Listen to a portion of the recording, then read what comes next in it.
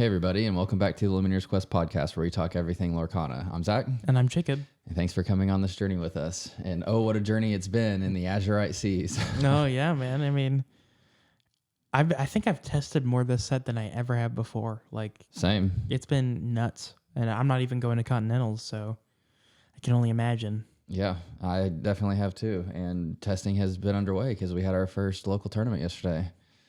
And How did it go, Zach? How'd it go? I won, luckily. Yeah. So we lost my first round and then won out from there. Nice. Let's go. So, I mean, I guess I will say, though, at this point, since you bring it up, I mean, I was going to bring it up at some point soon, but I don't feel like any big timers listen to this podcast. But in the off chance that somebody does and it gets back to somebody else, like, I'm going to be very coy for the next 6 weeks on exactly what's going on. I mean, I'll talk in very generalities of like what we're seeing when we're testing, because I'm obviously testing quite a bit too. But in general, like what my plans are and like what I'm seeing is like, might be like spicy strong or, kind of a little off the beaten path or things like that. Like, yeah, that's going to be kept a little close to the chest for the time being. All right. Well, I guess I'm gonna steer this ship for the next few weeks then. I'm still going to, like I said, I'm still going to talk, and we're still going to... Nope, you're leaving the podcast. Give our overviews on what things are going, but I'm just not going to talk very specifically about what my plans are and what my intentions are for what I'm bringing and what I've been playing and testing and stuff like that. We're going to have a new segment that's called Jake's Takes. Okay. Well, we'll finish out with that one. So anyways, let's get into it then. We can start with Jake's Takes. But yeah, everyone, thanks for listening. Thanks for continuing to support us and come back to the podcast. And if you want to support the podcast, the best way to do so is through our TCG Player affiliate link, which can be found in the description below. We appreciate everybody who uses that. But yeah, let's jump into it. So Jake's Takes, go. Oh, Hades is S tier. Okay, well, if you're watching the podcast, and I actually started posting the video versions on Spotify now too. I think the last couple of them have been videos. So nice. Yeah, if you're watching on Spotify even now, then you should be able to see the videos of this. But yes, today is a I guess world renowned at this point, right? Yeah, best cards tier list. Best cards tier list for the set. And I actually feel like this one's pretty strong as far as like testing really purposes, as far as like the takes and the cards go. But yeah, so we'll jump into the main. I mean, you're kind of jumping into the main topic here, and we're supposed to be, going into the early topics. Yeah, card of the week. Although that being said, like there's so much of this to talk about that, I mean, don't want to go too long because we can skip card of the week and then just talk about Yeah, I think that we probably should like make that more of a habit when we're talking about like specific cards like this, because there's a couple of these that I would like to be card of the week. And I think there's a few that have already been card of the week. So yeah. I guess you kind of jumped into the news with the win-a-box we had yesterday, and said I do feel like I had got very lucky. Ended up winning the tournament. I would say the one thing that we've seen thus far, and I think a lot of people are feeling, is that the meta is extremely diverse. Mm-hmm. It's still super new. We see this at the beginning of sets a lot of the times anyways, just because people are trying to figure it out. But yeah, there was decks all over the place. There was your standard decks, there was new decks, there was old favorites coming back, you name it. There was a little bit of everything. And so have another one next week. So good prep for there. Or this week was good prep for next week. Next week will be good prep for the week after. And then soon enough we'll be at Continental. So well, we're getting there, dude. We're getting there. I guess the only news is, and I don't know if you've seen this or not, but Europe got +1s, like for invited players. Really? Okay. The US did not. What? Yeah. So there has been a little bit of saddened hearts, I would say, with the news, because one, the news came so late. Yeah. Like I just assumed, everything else was basically the same as Europe. And so I just assumed, and so I didn't even try to get an attendee ticket. And so my wife that's going with me is, I don't know, we're going to have to figure something out for her. Luckily she has family there. And so, for her that's different, but I know a couple people that are going that don't have that same luxury and are very disappointed because, I mean, I know we like to keep it positive on this show, but the communication has been pretty abysmal. Yeah, like it's been pretty awful. Especially with something as expensive as Disneyland, expensive as going to California. This is a lot of money people are spending, And like the planning, like just the think planning, just think about like how much planning goes into things like that for the player side of things too. But anyways, that is what it is. That very much stings. That's what's on top of my mind as of now, just because, like I said, I didn't even try for an attendee ticket. To be quite honest, I forgot that they were going on sale because wasn't trying to get an LCQ, so I just wasn't on top of my mind. And then from the attendee perspective, I had already like in the back of my mind said, I got a +1. I only have one person go with me. We're good to go. But yeah, that did not end up being the case. So hopefully they, retrofit that and let us have some, I don't know, some sort of ticket or, hopefully special +1 badge or anything. But anyways, so testing is on top of the mind. Have a case tournament next weekend. You gonna be able to go to that one? What day? Saturday. Maybe. Okay. Maybe. Well, you better. Case tournament next weekend, so that's a much bigger one than just a box. But it's been a very changing meta. I think we've seen that for a couple sets now, and everything is continued to speed up. But a lot of these cards we're going to talk about on the top card tier list are what I would consider very fast cards. I think, I think so. So we're just going to go down the ink. Yeah. So I guess let's just jump into it. We're good. Good 8 minutes in now, and that's fair. Got a lot to talk about. So, I didn't. So I guess there's a couple honorable mentions, just to throw out there real quick, just because, you already mentioned one of them that was already on top of my mind, and there's a couple others that I want to say. Like, these aren't all the playable cards, obviously, and there's a lot of different stuff going on these days, as we already mentioned. But we also end up using the entire hour of this episode ranting about a lot of these cards, and so you have to make the cuts somewhere. So Tiana, the new legendary Tiana is definitely one of them. That was like a somewhat of a consideration to put on the list. The White Rose in Amethyst was definitely a consideration to put on the list. There's a lot of Ruby cards that are around the location sphere with the new Minnie Mouse, pulled the island from the sea, to go with the Sugar Rush Speedway finish line. Locations deck that's been kind of fun that I've seen some people having fun with. The non-Floodborn Jim Hawkins didn't make the cut either.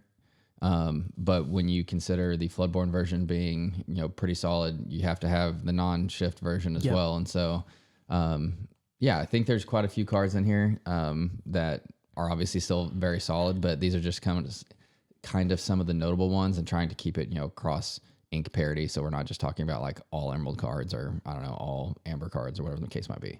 So with that said, let's jump into it.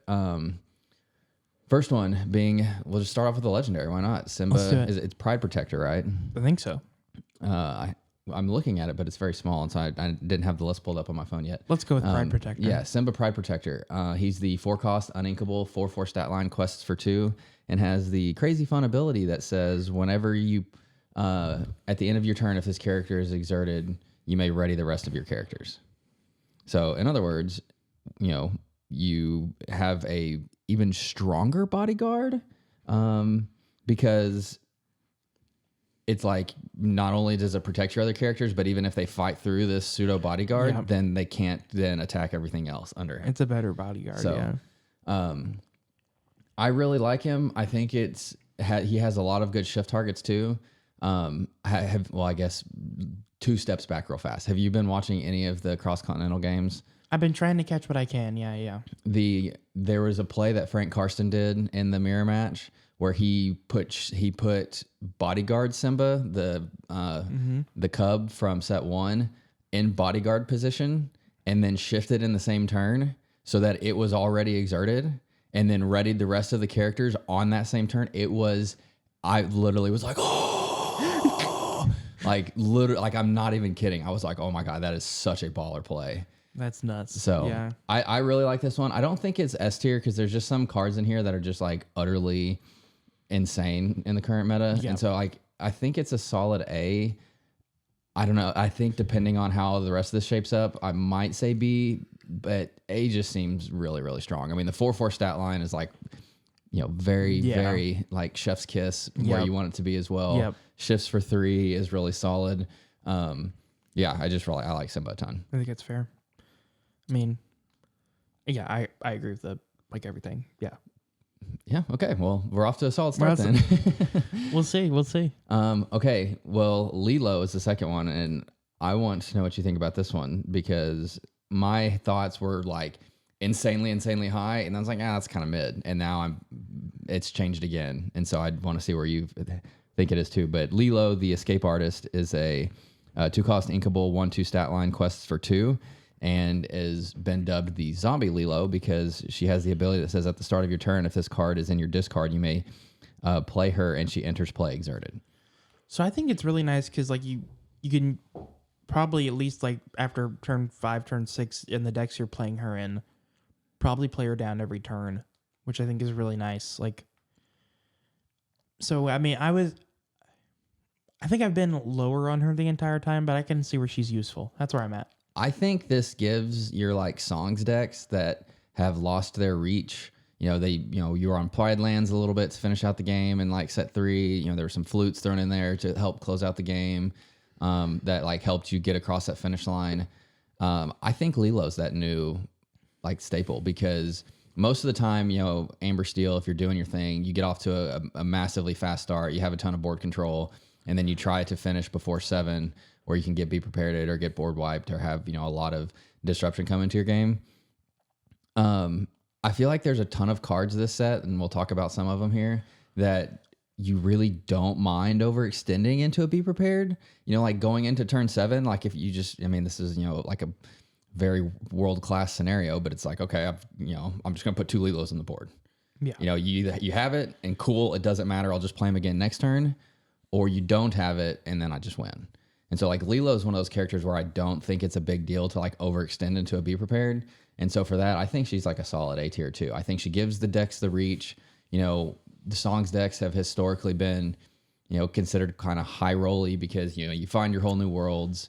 Now, in a lot of cases, some people are running docks as well to help mitigate that. But you either like find your draw and you have, everything in the nuts and everything goes great and swimmingly and you win 20-0, or you don't find your draw, or your whole new world gets ripped by Ursula, and then it's just GG and it's game over and you lose.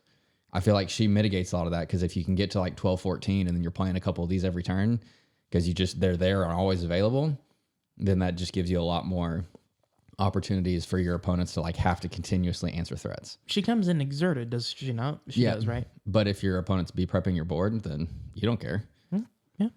I mean, Sisu's obviously an issue, but same deal. Like Sisu can only attack one thing per turn.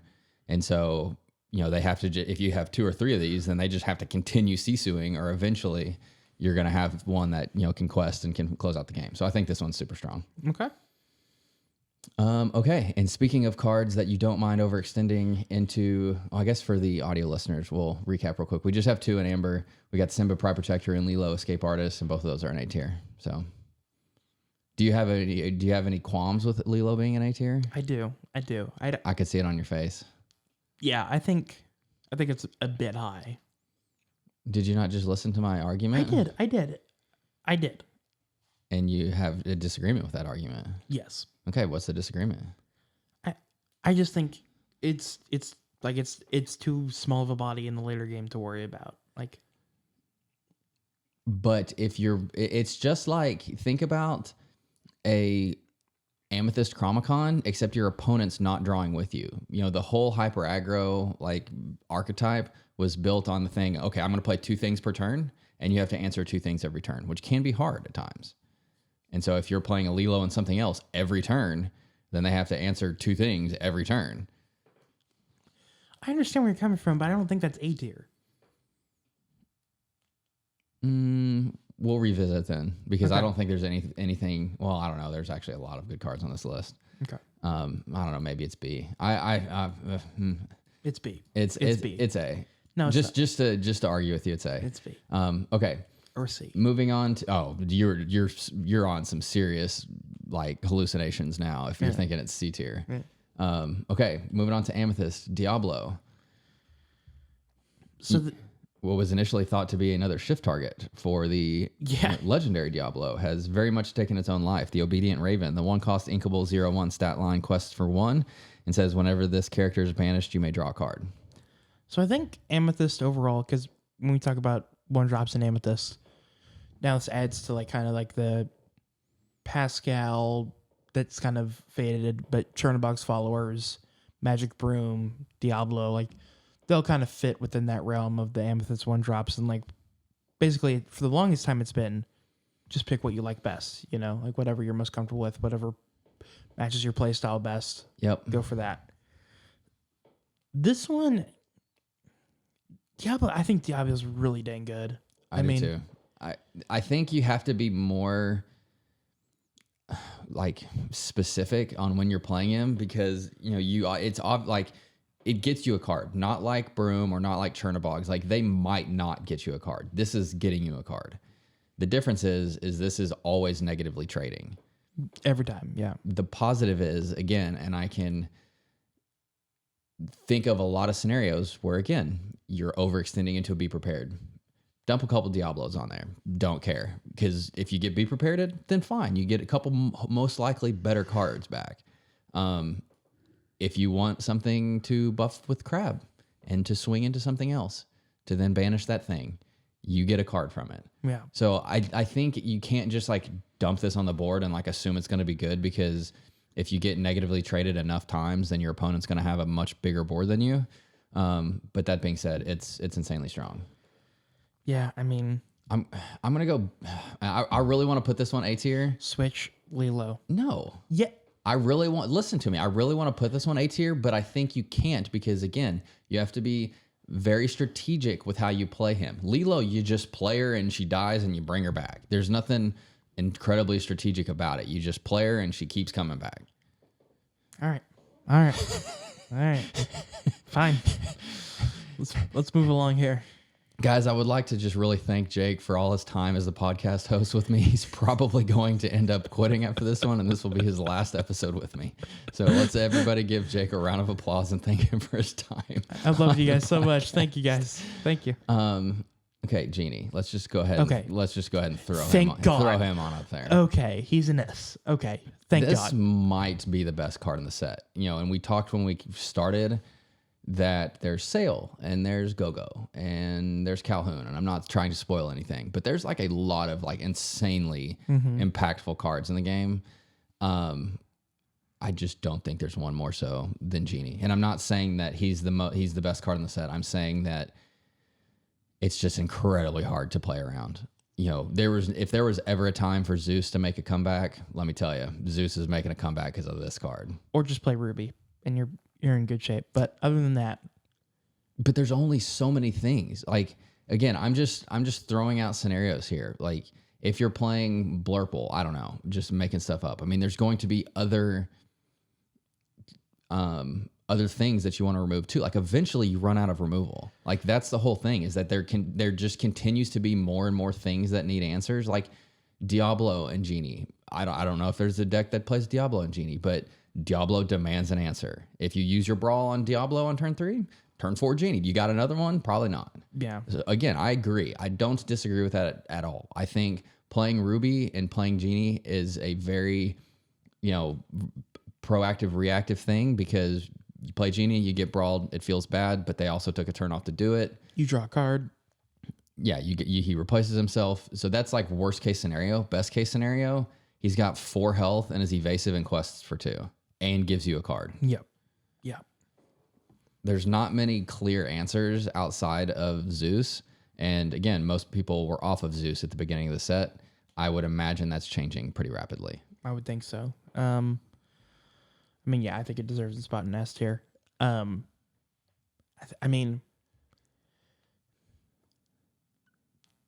introduce a card to where it's questioning if you need Rabbit in the deck is nuts. Like, that's crazy. That's very true. I don't know that there were definitely people that were having those questions.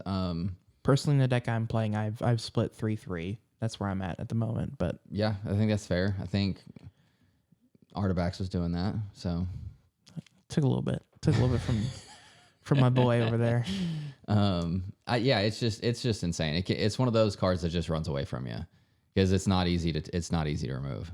No, I mean, if it stays there for 2 turns, it's probably gonna be there for a while. Like they gotta either set up an evasive character, which depending on what you're playing, you can usually probably take care of before that is able to challenge. Did we even talk about a stat line? We're terrible. We just threw Yeah, I him in think we S tier. No, we definitely just threw him in S tier. 4 cost, uninkable, 2/4 stat line, quests for 2, Evasive. evasive and draws a card when you play him. But yes, I mean, he's another card that just demands an answer because anything that quests for 2 that's really hard to challenge is really good. There's no other real way around it. It's just very solid card. Yeah, I mean, yeah, I mean, we're going to get into discussion here, but in contention for best card of the set, maybe even just the best card in the set. I mean, given the current meta, that's a very strong conversation. Okay. Only 2 in Amethyst as well. We said, White Rose is very much in the consideration for being up here, but not quite as, the longevity of impact.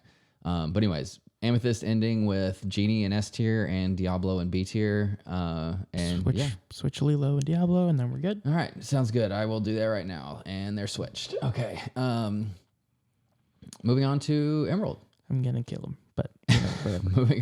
Moving on to Emerald. Okay, we're going to switch the list of this one up a little bit just because there's one that needs to go last for sure. But starting off with Prince Philip, the 3 cost inkable, 3/2 stat line, quests for 2, the Royal Explorer, just has ward. Anything that quests for 2 that has ward, yeah, I mean, what else do I need to say? Again, not easy to remove, basically guarantees you 2 lore, trades very positively in today's meta. Yeah. I don't really know what else you want to say. Yeah, I mean, that's very good. So, I mean, anything that is ward, but it's a good strength body, and you want to take it out, it's really good.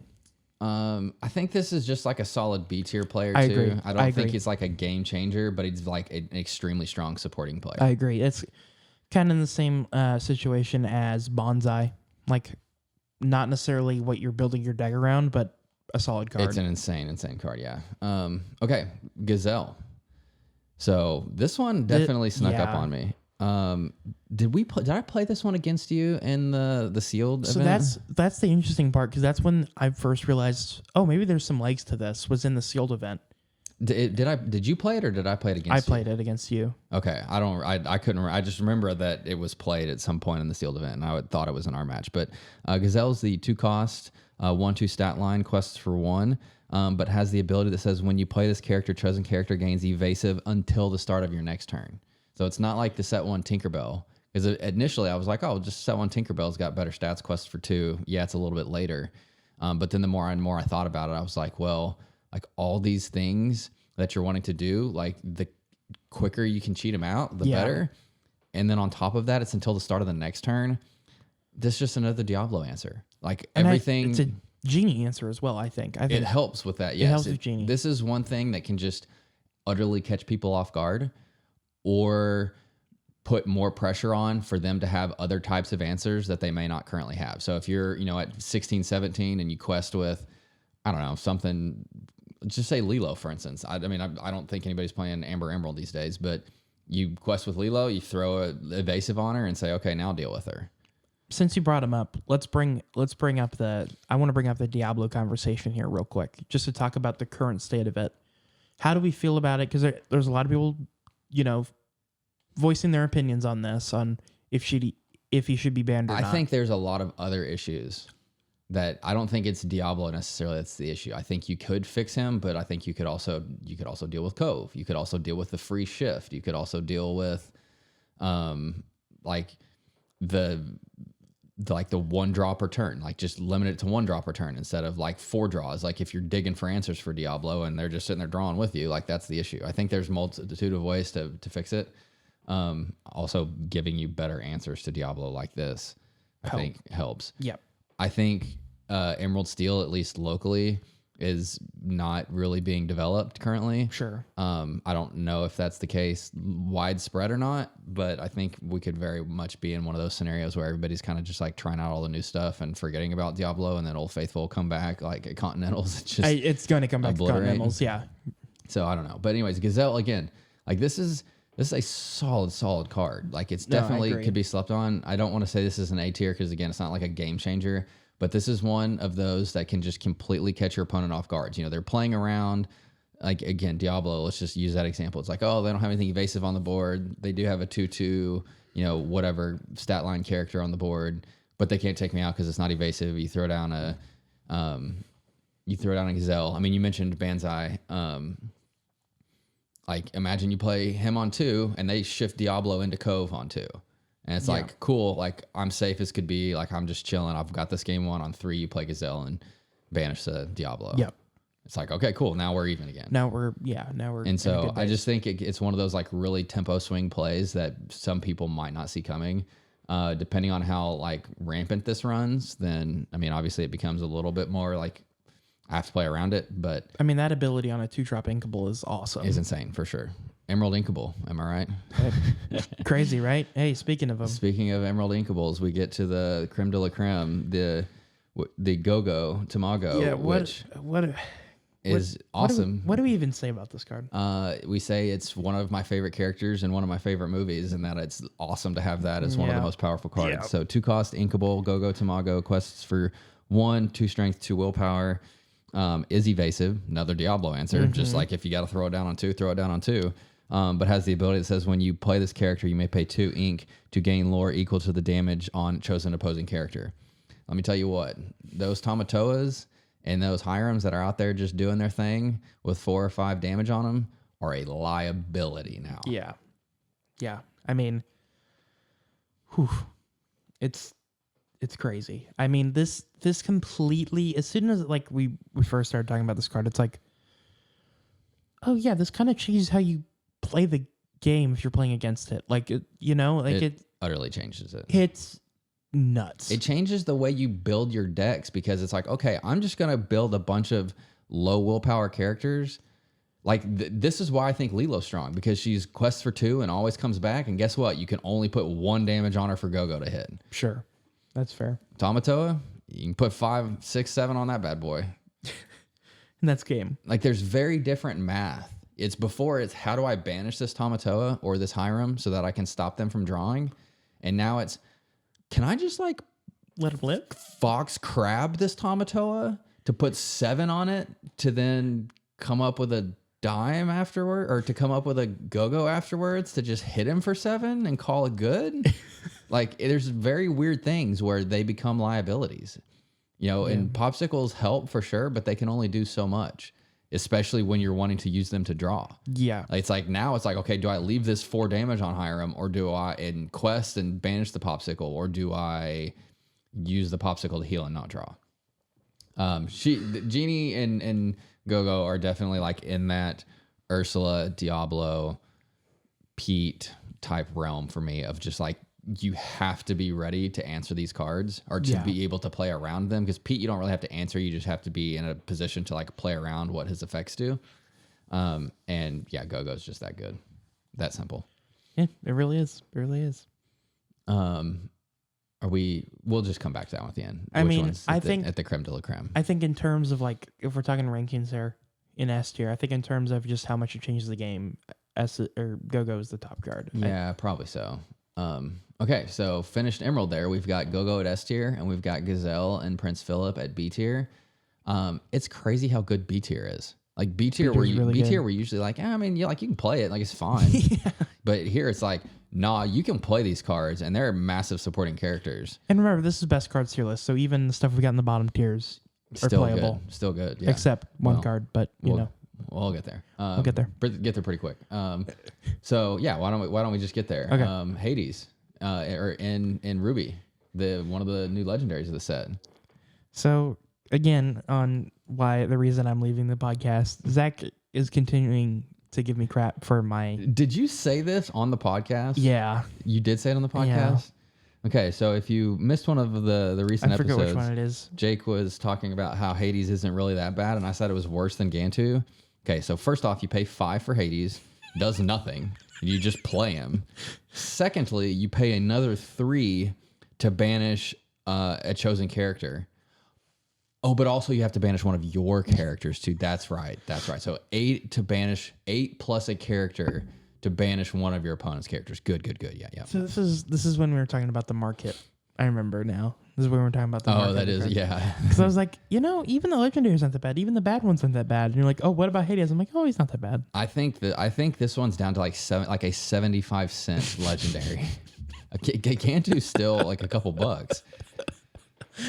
75% legendary. Just throwing out there. This is the RLS Legacy canon of legendary. This is worse than our like. This is easily top 3 worst cards in the entirety of the library of Lorcana.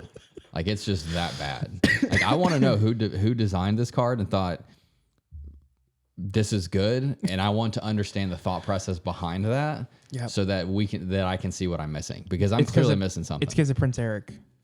No, I think it's because of like. There's got to be something, I don't know, like Lilo. Just like keep her, like bring Lilo back, banish her, kill something else, banish the other team's players, bring Lilo back, banish her, banish something else, and just like keep recurring it. I don't know, like that's all I can think of. Yeah. If it was chosen, opponent chooses character to get around ward, I would say, yeah, just recur cheap stuff and keep banishing other things and call it good. But that's not the case, so it's really bad. Moving on. Sounds good. Raya. The best, and I threw this one in here because it's Sisu's the best Raya in the Last Dragon card. Yeah. But Raya card, it's definitely, in my opinion, the best one. So Raya, the Kumandran Rider, 4-cost inkable, 3/3 stat line, quests for 2. So very solid there to begin with, but has the ability that says once during your turn, whenever a card is put into your inkwell, you may ready another chosen character of yours. They can't quest for the rest of the turn. So you can use this in a multitude of ways. This is one of the cards that like, we've had a lot of inkwell cards, like when you put in your inkwell, have an effect was when you put something in inkwell, and this is really cool because, play something like a Maui, run it into a castle, ink, run it into the castle to finish it off, or run it into 2 characters to make it a mini scar. Like, is it the most busted card ever? No. Is there a way where this is like an insanely important piece into certain decks? Yeah, I think so for sure. I think so too. I think it's C just because it doesn't have any like real archetype that's a part of.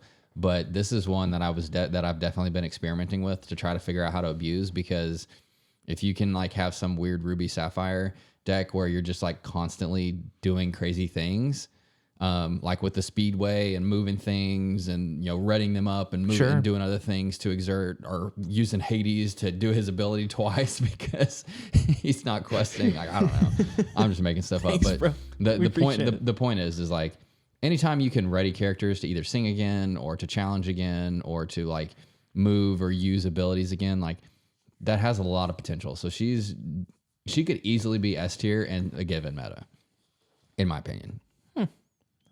That's interesting. What? I mean, I'm not saying she is. I'm saying there's a world where. That's interesting. That's what I'm saying. I'm saying there's a world. That's interesting. Okay, Maui Half Shark. Okay. Quick aside, have you seen Moana 2 yet? No, do I need to? Yeah, you need to. Of course you need to. Sorry. Gabby and I went on date night. I'm getting ready for Skeleton Crew, dude. So you can't go to the movies? Yeah. That doesn't make any sense at all. Yeah, it does. Just hang with me here. No, it doesn't make any sense. Maui Half Shark. 6 cost, inkable, 7/5 stat line. I have a novel for all of his abilities, so just bear with me here. He's evasive. Quest for 1. Yeah, whatever. There you go. Evasive, so that's good to start with. 7 strength is good to start with because it takes out most locations. Whenever this character challenges, I guess I have to say the name. I have to say the Chee-hoo. I don't know the ability name. That one's fun. That's like his tagline. Yep, I know. I'm aware of why that's relevant. When to the this second character movie. challenges another character, you may return an action card from your discard to your hand. Cool, like fantastic. I can sing Friends again, or I can play Thievery, or I can play Pirate's Life, and like really shift the lore of the game. Oh wait, and when I do that, I gain a lore. When I play an action, I gain a lore. Yeah, because of his wayfinding ability. Yep. This card sucks. It's very interesting. It's very hard to remove, and it has massive power, obviously, with all those abilities. But I feel like it's semi-easy to play around. I don't think it is, dude. I have the exact opposite opinion on that. I did beat this Maui in the finals, and granted, it did a lot of work before, but I still was able to overcome it. So, I've been fiddling with Amethyst Steel, and that plays evasives and damaging, and I'm still having a hard time dealing with this. It's very hard for sure. You definitely have to be in a position to take it out. That being said, it's really good. I mean, I think it's a solid A tier. I don't think it's meta-defying game changer. It is not S tier. The 2 cards in S tier are shoulders. That's fair. Above Maui. That's fair. I don't even think it's above Simba, to be honest. Because again, That's crazy, I think. we have to think of the overall meta, and the meta is just so fast. Like if you're playing Ruby Sapphire to like ramp up to this, to then do a bunch of things, like you better have Pirate's Life ready to go to keep your opponent from crossing the finish line because they're going to do it. Well, you can get it back every turn with Maui, but I know, that's what I'm saying. But you better have, if you don't have that, then they still just quest out and win. Like you have to have, and so I think it's great, and I think it's something again that demands an answer. But I also think that, again, given the current state of the game and where the current meta lies, it's just not backbreaking. If the game was slower, if we were still very much in a Ruby Sapphire like dominated realm, then I think we would be in a very different position. for sure. I mean, the 7 strength, like you can think of like what it can take out. It can take out Maui for sure. That's one of the biggest things. You can take out locations, and then it basically it negates any Ruby counters except like a hard banish or anything like that. Takes out Genie. So it's really good. Don't get me wrong. It's a very good card, and you have to be ready to play around it. I just don't think that the game is slow enough for it to like shine the brightest. Okay. But okay, so that ends up Ruby. That ends Ruby.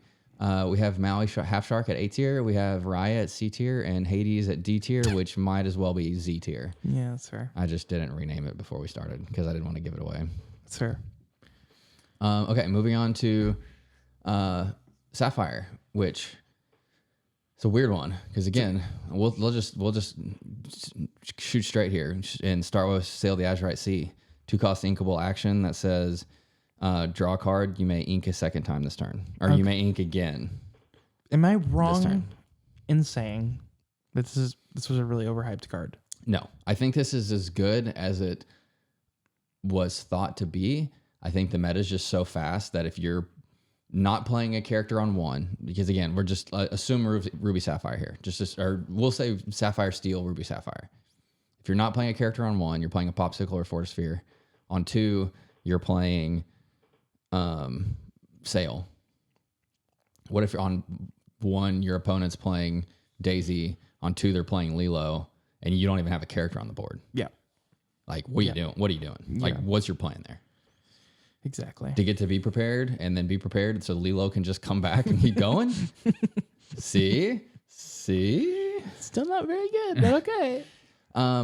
So this one's the hardest to rank because on paper, it might be the best card. Because again, like thinking back to just if this card was printed last set's meta with this card added, I think Ruby Sapphire just utterly dominates the meta. Like it was very, very, very good to begin with, but it just completely and utterly dominates the meta. Every single tournament, multiple, like 3 of the top 4, like that would be my assumption because you have 1 more card in your hand plus the extra ink.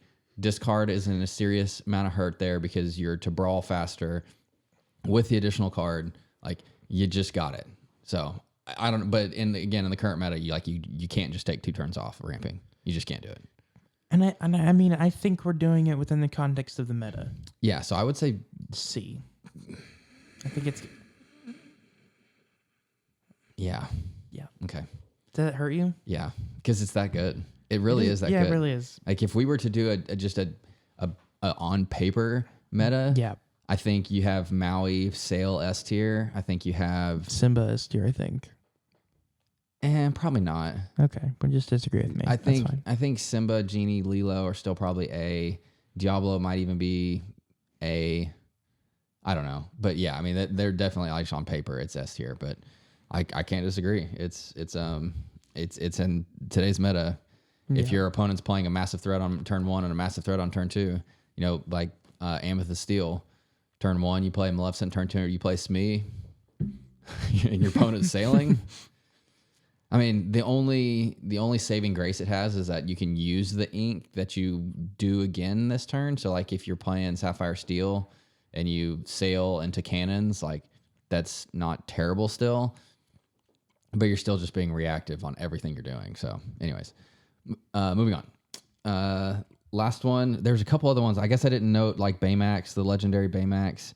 The Armored Companion is a good honorable mention for this one. I think Wasabi, I played around with him a little bit. I think he deserves like an honorable mention. Oswald definitely deserves an honorable mention. But the other like very interesting meta card currently is Alice, the Savvy Sailor. 3 cost, uninkable, 1/4 stat line, ward. Just throw ward on a card and call it good. Like Quest that's what you got to really do.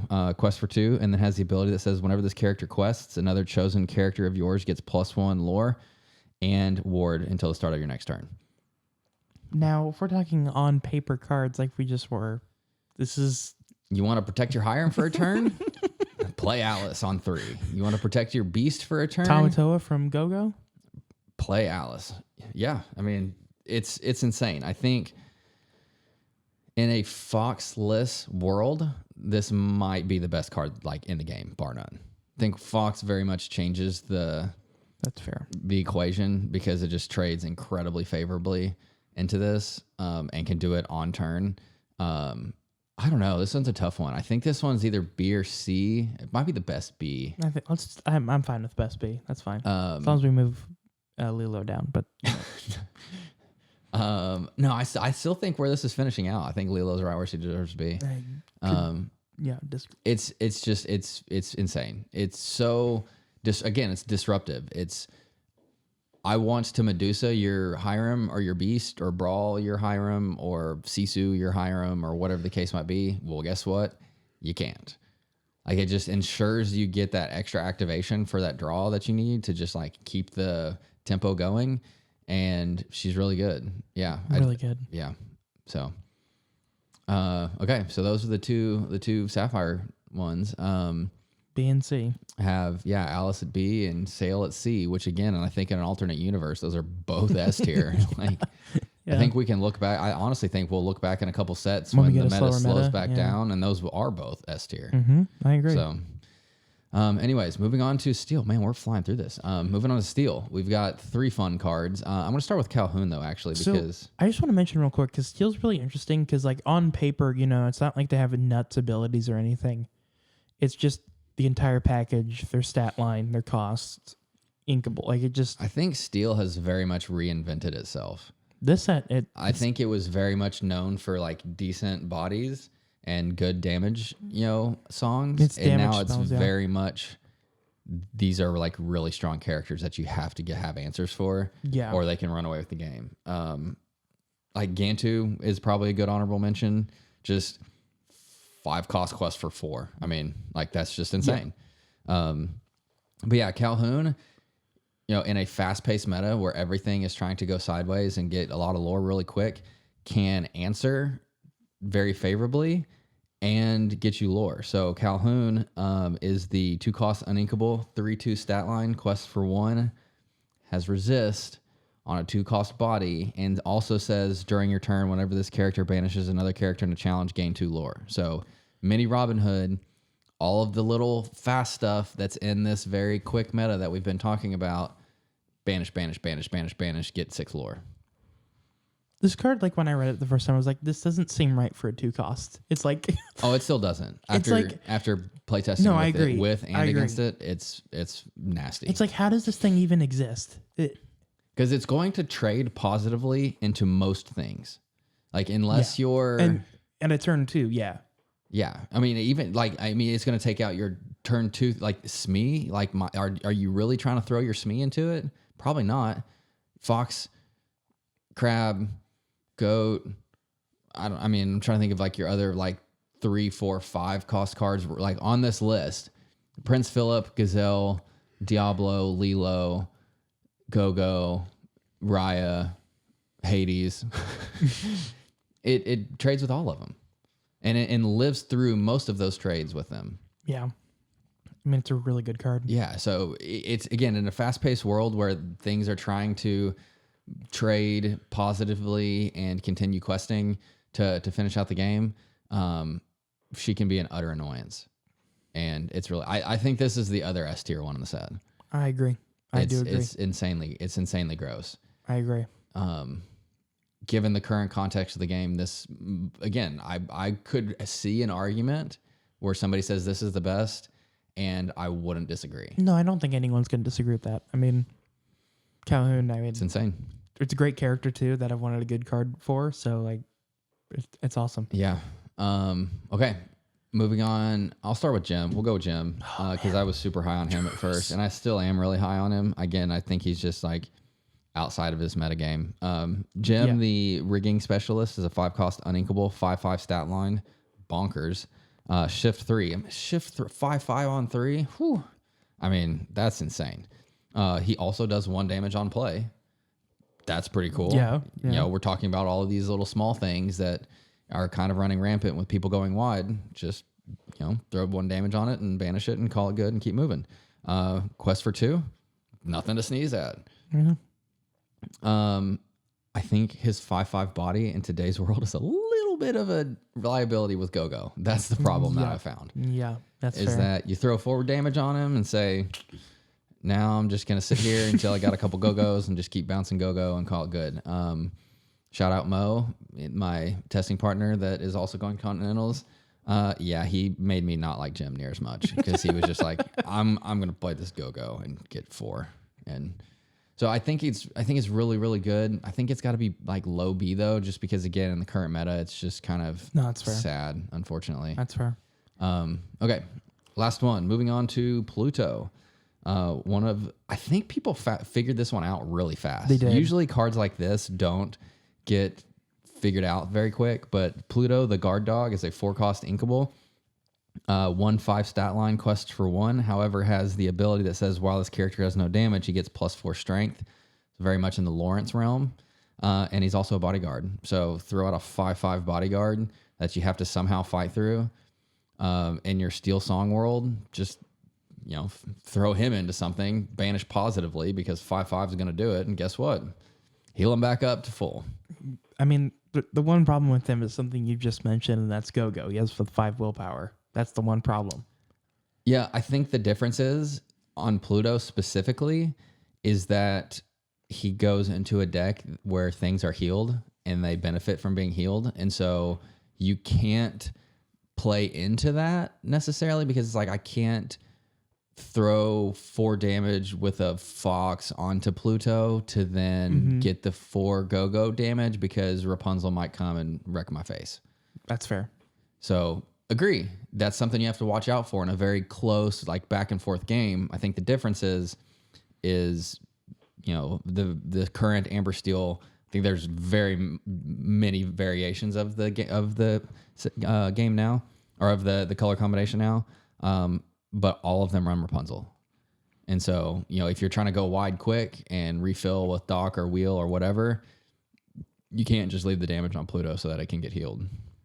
Yeah. I mean, if it's going to be throw 3 damage on him, play a Go-Go in the same turn, win the game, sure. Yeah. But you could also do that to Rapunzel. You could also do that to, I don't know, Lawrence. You could put 3 on. You know, I mean, there's other, it's not just like he's the only card in that set. And so anyways, I think he's really good. I want to say A. Like, are you crazy, bent out of shape about A? Not at all. Okay. No. I honestly think he's even better than Maui. No. Okay, fine. We'll go like this just to make you feel better. I think he is, but I think he is better than Maui, honestly. Lilo C tier, but you know, whatever. No, Lilo's not C tier. We're gonna look back on this one as one of those at the end of the set, and we're gonna, you know, talk about our takes, and I'm gonna be like, I was right. Hades is is S tier. I mean, let's not get crazy. Okay, yeah. So let's wrap this up. In S tier, we've got Go-Go, we've got Genie, and we've got Calhoun. I mean, solid S tier. Those cards are insane. Yeah, this is one of the best S tiers we've ever had. I mean, set 3 with like Ursula, and I think we had Bare Necessities in there at the time. Which again, at the time, I think that was fine. Yeah, because we have to look back on that because there's a lot of. Yeah, I'd like to look. We need to do that. Like do a retro. Was it Medusa at that time too? Yeah, Medusa probably should have. Yeah, Medusa was over. I mean, we just didn't fully understand the Medusa math at that point. Yeah. But yeah, we need to do an episode on that where I think we've like gone back and like talked about our takes, but like actually like do a video and like pull up our old tiers. That's fair. And just like look and talk through them. But these ones I think will fare very well. Could be wrong, but like again, say like people are gonna watch this and look at sale C tier and say we're utterly like crazy, but you have to have the context. Like very much, like I agree. Like this is in today's current meta, not a very good card, but there's on paper it's insane. So, anyways, I'm out of line here. A tier, we've got some of the Pride Protector, we've got Half Shark Maui, we've got Pluto, and we've got Lilo, which Jake was very adamant that ends up in A tier. In B tier, we've got Alice, Diablo, Prince Philip, Gazelle, and Jim Hawkins. In C tier, we've got Raya, we've got Sail the Azurite Sea, and in his own tier of his own, one of a kind. He's in the underworld. One of a kind. We've got Hades at C/D tier. Okay. Any final thoughts aside from Lilo in C tier? No, I mean, it looks good to me. I think it looks good to me. Cool. All right. Well, I guess that wraps it up. Do we need something to fill time here? I feel like no, we're done. We're 52 minutes in. It's a good solid one. We got some company coming, so yeah. All right. Well, I think that wraps up today's episode, everyone. Thanks for listening. Thanks for watching. Thanks for supporting as always, and we'll catch you next time. Bye, guys.